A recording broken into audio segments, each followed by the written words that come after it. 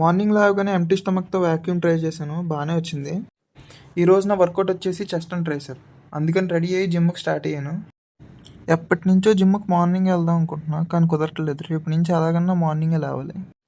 చాలామంది చెస్ట్కి చాలా వేరియేషన్స్ కొడతారు. అన్ని వేరియేషన్స్ అవసరం లేదు.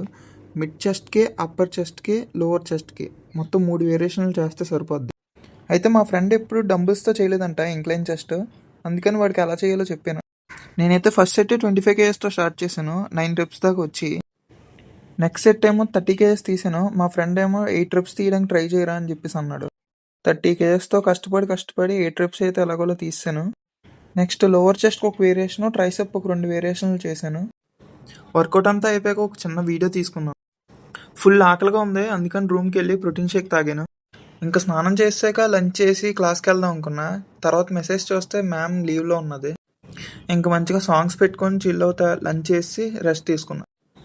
ఇది చాలా లాంగ్ వీడియో, కానీ ఇక్కడ దాకా చూసావంటే థ్యాంక్స్ బ్రో.